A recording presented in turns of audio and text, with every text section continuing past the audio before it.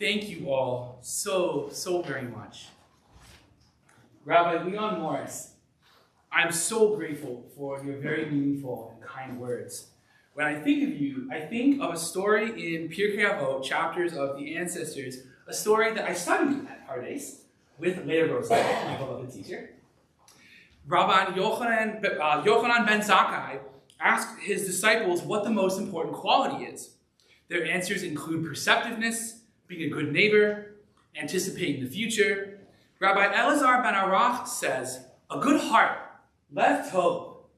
Their teacher says, this is the best answer, for it includes all the others. Your teaching, writing, and leadership are deeply perceptive, and they are what the Jewish future needs. Above all, your good-hearted warmth and kindness are a gift to all of us. Our esteemed Mayor, Carrie Thompson, thank you again for being with us tonight, for your thoughtful words, and for your courageous and empathetic leadership in challenging times. Your presence honors our community. Fellow Bloomington clergy, our next-door neighbors, Pastor Annette Hill-Briggs and Pastor Adrian Meyer of University Baptist Church and St. Thomas Lutheran Church, Reverend Susan Frederick Gray of the Unitarian Universalist Church, Reverend Lisa Schubert-Nowling of the First United Methodist Church, Imam Muhammad Sayed of the Islamic Center, and Reverend Matt Seddon of Trinity Episcopal Church. Thank you for celebrating with our community. I look forward to deepening our relationships with each other and among our communities and sharing in many more celebrations. Our search committee and Chair Aviva Orenstein, I am deeply grateful to you. Thank you for giving me the honor and joy of serving Congregation Beth Shalom. Our board, during the Second Temple, we were led by the Great Assembly, or the Great Gathering, Knesset Hagadolah, the namesake of modern Israel's parliament, the Knesset. Our tradition understands that leadership means gathering, sharing dialogue, and working as one to benefit all. Thank you for presiding with this ethos, for our sacred partnership as clergy and lay leaders, and for all the ways we can yet gather and collaborate. Our president, Noah Stoffman, working with you has been an enormous joy. The Talmud says that after this life we are asked, were you honest in your business dealings? Did you set aside time for study? And did you await redemption, or loosely translated, care about a better future? You are the epitome of answering yes to these questions. You have brought to your presidency your expertise and integrity as a business school professor, and your devotion to Jewish life and study. Thanks to you, our community's present and future are deeply better. Rabbi Mira and Rabbi Brian, it is an honor to receive the torch from you. I've learned so much from our conversations and from the stories the community tells about you. And I so appreciate the kindness you have shown me. In Debbie Friedman's song, Holy Place, she sings, these are the visions that we seek that we may build this holy place. Your visions built this holy place, and I feel blessed to follow you in building the visions that we seek. None of what you see right now would be possible without our phenomenal staff team. Our administrative assistant, Chuck Roldan, thank you for your dynamite problem solving and good-natured friendliness. Gan Shalom Director Stephanie Weintraub and Interim Education Director Devin Nelson, Kol HaKavod, all honor to you for your passion for teaching our children to love learning about Judaism and for supporting them as they grow into themselves. Our newly promoted Executive Director, Sarah Portwood. That's right. Your dynamism, creativity, and drive are extraordinary. The next Marvel movie should be about you. You heard it here first. And these qualities are exceeded only by your heartfelt kindness. Our Gan Shalom and religious school teachers, our door monitors, our committee chairs, thank you, all of you, for all you do to make our shared home flourish. And Katie and I are so grateful to all of you. I feel honored, humbled, and overjoyed to be your rabbi in community together here at Beth Shalom of Bloomington. It is a sacred trust to join with you in all the moments of life, in hard times, sweet celebrations, quiet personal moments, joyful gatherings. I am deeply excited to walk the path of life with you. Your curiosity, thirst for learning, and genuine goodness and sweetness, these are precious qualities. I admire that you all have chosen to come together and hold 3 kinds of services: Reform, Conservative, and Renewal, and to be one community. This work of building bridges is a model for what the Jewish people, American society, and indeed the world need in these times. I care wholeheartedly about nurturing each part of this community and building ways for all of us to come together, explore in dialogue what makes us different, and deepen the bonds that unite us, the bonds that make this place a true Beth Shalom, a house of peace.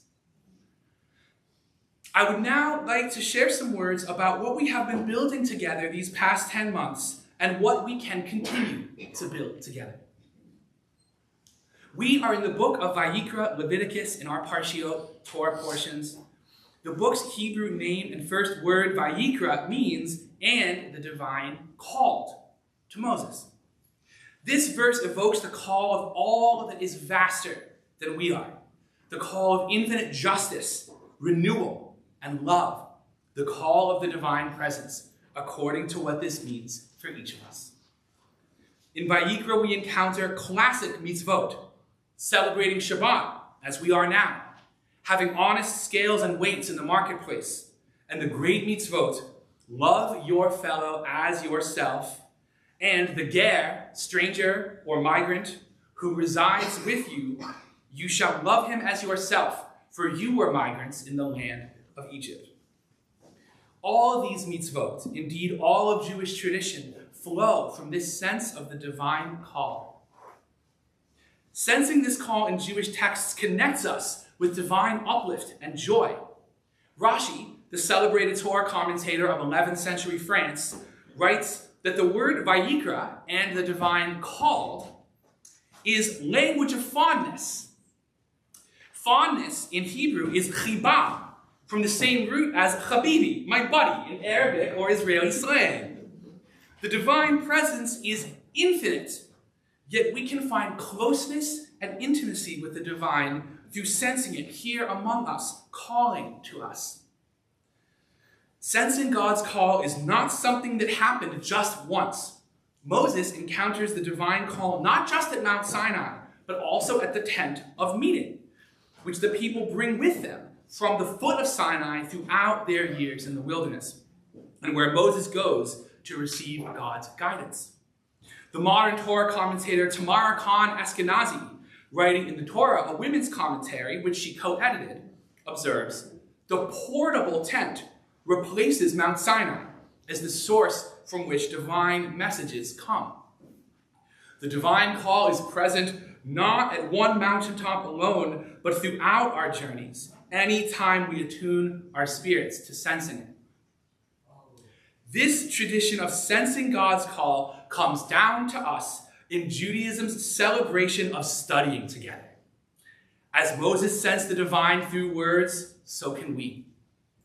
The great Rabbi Gunther Plaut, who fled the Nazis, then built a celebrated rabbinate in Toronto, writes in his The Torah, a modern commentary, God is not the author of the text, the people are, but God's voice may be heard through theirs if we listen with open minds. The sacred Jewish power of words and texts guided Moses through his wilderness and Plaut through his. Now, in our time and its challenges, the power of Jewish study is here for us. Jewish study brings us together. When we hear what someone else sees in the text, we learn more about the text and each other. In our balkanized era, when we increasingly spend time with people like ourselves, Jewish study guides us to share in chavruta, study partnership, with people who are different from us, from different generations, different movements of Judaism or not Jewish, different sides of the political spectrum, Jews by birth and by choice, with different ideas and experiences. We learn from what makes us different, and we discover our similarities. Not unlike in the classic 1985 movie The Breakfast Club. We enter Jewish study as different people, and we leave as deeper friends. Does that answer your question, Dean?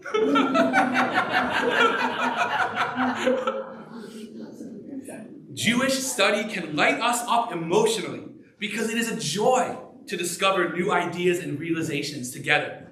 Jewish study is an infinite vintage clothing shop where we get to explore all the wild, vivid pieces of eras past and try them on ourselves and see how they fit. In Judaism, intellect and emotion, head and heart are always one holistic package, all ways of finding the sacred. Jewish texts are not something that happened. Jewish texts are always happening. Each generation's voices add to those before, drawing on Jewish texts to understand their time, giving the tradition their own twist, and all this wisdom comes down to us. There is no one opinion we all have to hold. The sages disagreed with each other. We learn from the whole conversation and find our place in it. Moses shares the great Jewish timeline with the Talmudic rabbis, commentators like Rashi in medieval France, and moderns like Tamar Khan Eskenazi and Leonard Cohen. If there is room enough for them all around this eternal table, there is room for us. We are in an age of tremendous thirst for content, podcasts, streaming shows, and more. What is Judaism but an extraordinary library of millennia of the greatest content, waiting for us to discover its treasure trove of meaning? This spirit of the holiness of learning infuses all that we do in Jewish community. In prayer, we find new insights about life through the poetry of our liturgy, which has that Shakespeare-like quality of being centuries old, yet always sounding fresh. Study and prayer share in common a meditative spirit as we tune out the distractions and to-do lists, items of the world, and enter a state of immersing and seeking. As the great current-day Rabbi David Wolpe describes religion, it is about relationships and shared vision. Where else do people sing together week after week? Where else does the past come alive to remind us how much has been learned before the sliver of time we are granted in this world? And our conversations at the Oneg or Kiddush or Shabbat dinner after services have a sacred spirit all their own, as do our get-togethers outside of Beth Shalom and all our opportunities for human connection. When we genuinely connect and care for each other, God is present. As the modern Jewish philosopher Martin Buber wrote in I and Thou, in every you we address the eternal you. We perceive a breath of it. Jewish study gives us tools to respond to the challenges of our generation, and we have never needed them more. In the Talmud, we find a story in which the rabbis ask, is study greater or action? One rabbi votes for study, another votes for action. The group then adopts this fascinating consensus. Study is greater because it leads to action.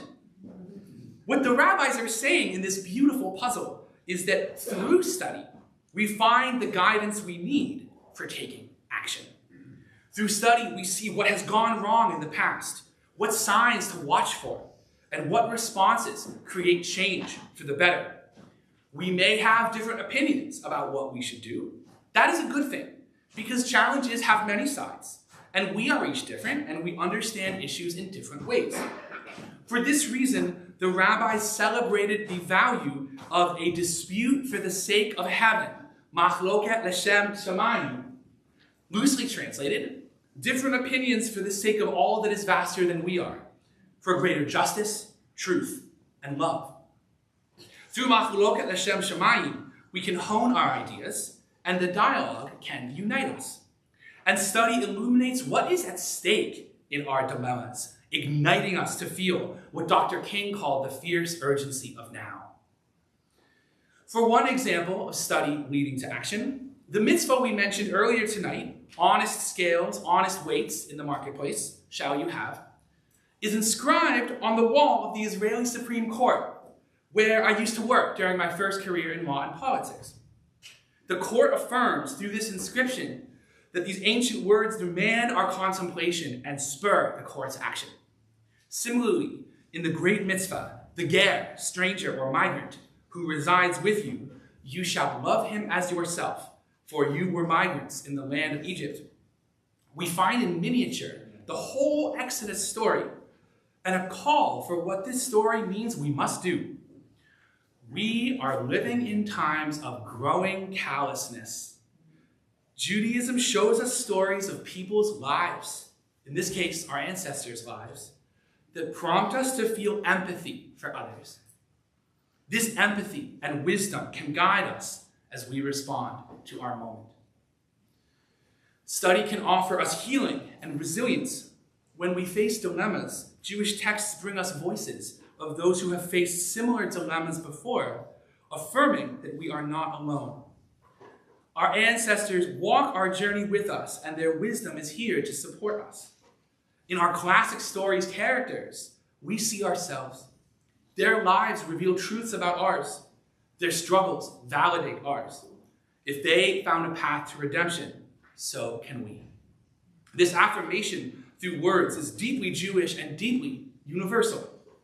As the great African-American writer James Baldwin said, "You think your pain and your heartbreak are unprecedented in the history of the world, but then you read." And Jewish texts, as Israeli philosopher, my teacher Moshe Halbertal has written, are both normative and formative.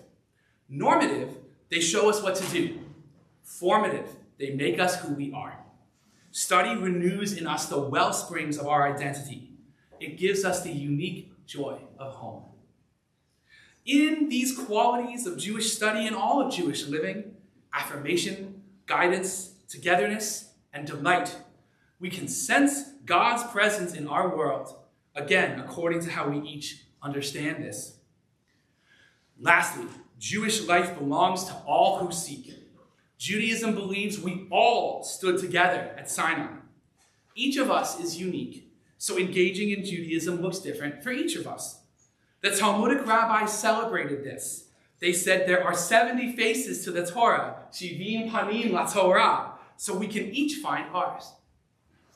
The book of Proverbs says, a mitzvah is a candle and Torah is light. Jewish living is a source of light in our lives, and it is fitting that it brings us together, because the book of Proverbs also tells us what God's source of light is. The Eternal One's candle is the human soul. So, look around. Really, look around. Look at each other. If you are joining online, I'm thinking of you too. If one human soul is God's candle, all of us are God's menorah. And there is no limit to how much light we can cast together. Shabbat Shalom. Thank you all. Thank you all so much.